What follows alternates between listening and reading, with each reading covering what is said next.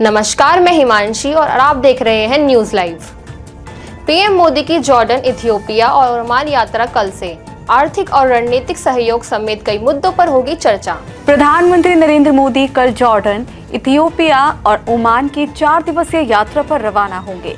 यात्रा के पहले चरण में किंग अब्दुल्ला द्वितीय बिन अल हुसैन के निमंत्रण पर पीएम मोदी जॉर्डन पहुंचेंगे। भारत और जॉर्डन के राजनयिक संबंधों की 75वीं वर्षगांठ को देखते हुए पीएम मोदी का यह दौरा काफी महत्वपूर्ण माना जा रहा है।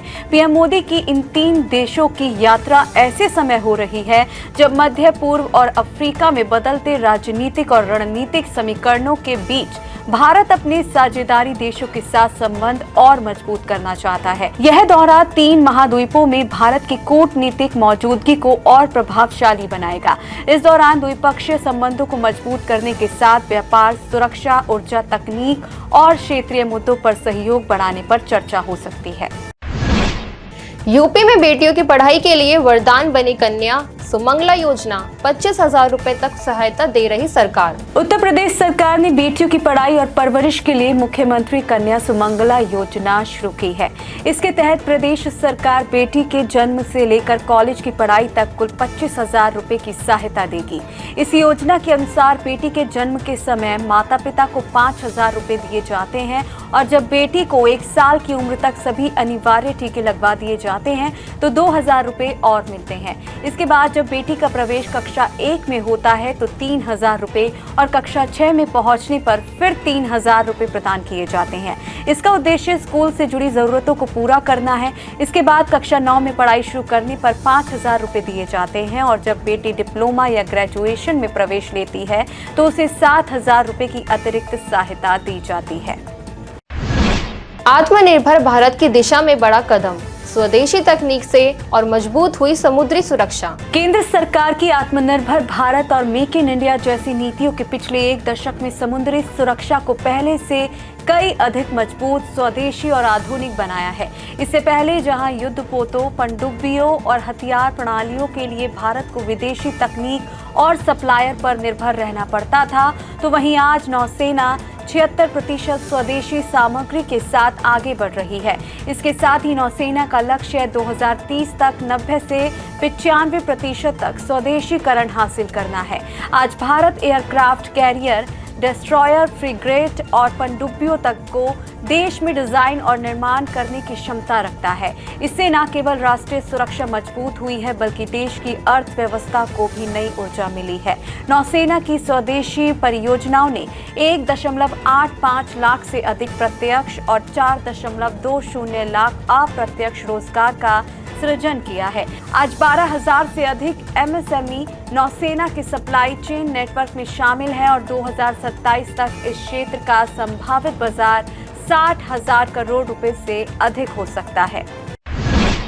आरटीएसओ की बड़ी उपलब्धि, देश की पहली हाइड्रोजन ट्रेन तैयार, 8 पैसेंजर कोच लगाए। भारतीय रेलवे ने देश की पहली हाइड्रोजन ट्रेन चलाने की दिशा में एक और कदम आगे बढ़ाया है। हाइड्रोजन ट्रेन सेट का निर्माण research, design and standards organization की ओर से निर्धारित मानकों के अनुसार किया गया है। इस ट्रेन के संचालन के लिए जरूरी हाइड्रोजन की आपूर्ति के लिए हरियाणा के जिंद में प्लांट स्थापित किया जा रहा है। रेल मंत्री अश्विनी वैष्णव के अनुसार यह हाइड्रोजन ट्रेन सेट पूरी तरह स्वदेशी रूप से डिजाइन और विकसित किया गया है, जो आत्मनिर्भर भारत की दिशा में भारतीय रेलवे की प्रतिबद्धता को दर्शाता है। रेल मंत्री ने बताया कि देश का पहला हाइड्रोजन ट्रेन सेट दुनिया में सबसे लंबा 10 कोच वाला और ब्रॉड गेज पर चलने वाला सबसे शक्तिशाली ट्रेन सेट है। इसमें 2 ड्राइविंग पावर कार है जबकि 8 पैसेंजर कोच लगाए गए हैं। हाइड्रोजन संचालित यह ट्रेन 0 कार्बन डाइऑक्साइड उत्सर्जित करती है और इसका एकमात्र उत्सर्जन जल वाष्प है।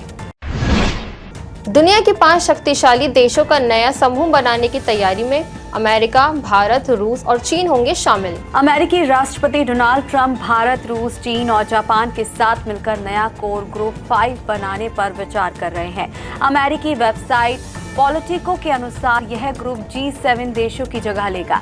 G7 देशों में America, Britain, Germany, France, Canada, Italy और जापान शामिल है।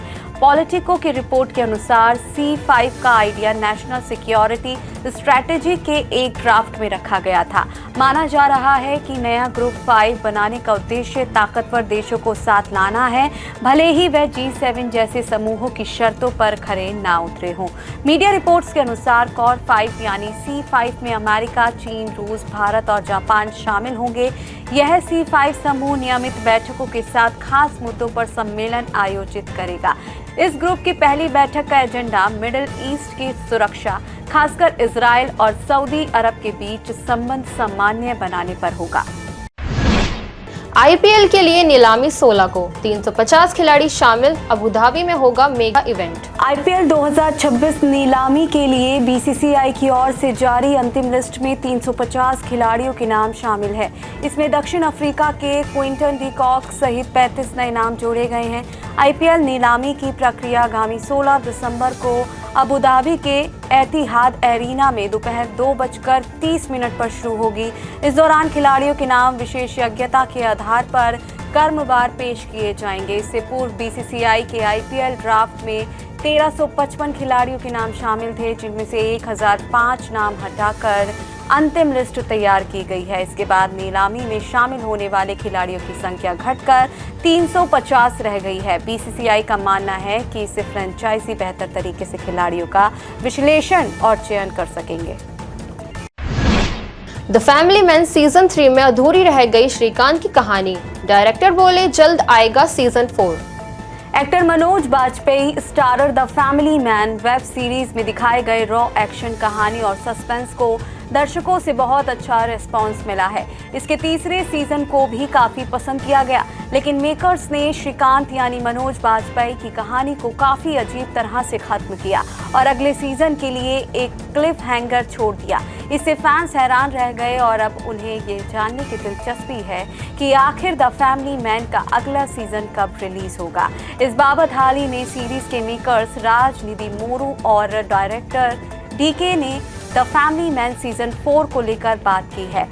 राजनिधि मोरू ने शो में आए क्लिफ हैंगर पर कहा कि हमारे पास एक बड़ा प्लान है और ये क्लिफ हैंगर उस कहानी के मिड पॉइंट के लिए एक स्टॉप की तरह है।